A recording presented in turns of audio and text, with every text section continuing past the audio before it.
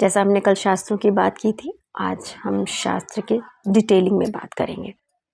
सबसे पहले तो ये जानना ज़रूरी है कि शास्त्र सबसे मूल कौन सा शास्त्र है जिसे हमें फॉलो करना चाहिए। तो सबसे मूल है, हम सब जानते हैं कि भारत में वेद जो है दैट इज़ मूल ऑफ ऑल ज्ञान।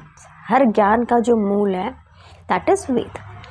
अब जो वेद है, वेद का जो प्रैक्टिकल अप्रोच है दैट इज ब्राह्मण। तो अगर ब्राह्मण ग्रंथ का अध्ययन करते हैं तो जो प्रैक्टिकल अप्रोच है, जो रिचुअल्स हैं, वो हमें ब्राह्मण में मिल जाते हैं। अब अगर हम फिलोसफिकल एस्पेक्ट की बात करें तो that is mentioned in Aranyaka. Okay, as itself, the word itself indicates Aranakya means one. One means peace, nature, philosophy. आप नेचर को देखकर एक लाइफ सिस्टम को जीने की जब कोशिश करते हैं, उनसे सीखते हैं, तो that is philosophy of life. Okay, प्रकृति के साथ रहकर। और जो लास्ट है दैट इज़ उपनिषद। तो उपनिषद जब बातें करता है वो ज्ञान की बातें करता है। हम सिंपली ये कह सकते हैं ना कि जो भी वेद के ज्ञान का निचोड़ है, अगर हम वेद के ज्ञान को जानना चाहते हैं तो ये हमें उपनिषद में मिलता है।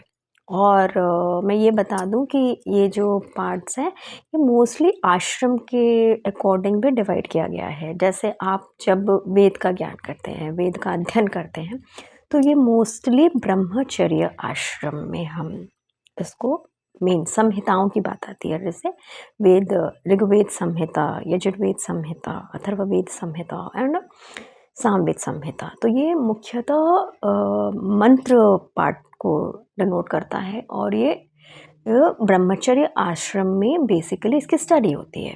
और अगर हम देखें भी तो हमें ये समझ में आएगा कि ब्रह्मचर्य आश्रम स्टूडेंट का टाइम जो है, तो स्टूडेंट बेसिकली ना लर्न करते हैं, सीखते हैं, चीज़ों को लर्न करते हैं।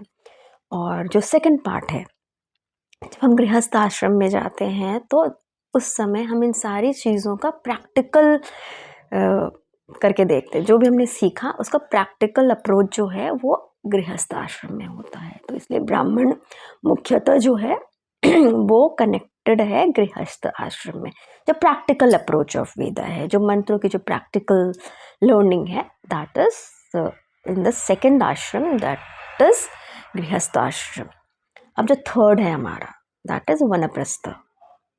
तो इसमें आरण्यक की भूमिका आती है कि आरण्यक जो है उसमें लोग प्रकृति के साथ मिलकर, जैसे मैंने पहले बताया, नेचर के साथ मिलकर या फिर दूर हट के, जब हम लोगों से दूर हटते हैं ना तब हम फिलॉसफी को समझने की बात करते हैं। तो that is the third and Upanishad is the fourth, जैसे मैंने पहले भी बताया।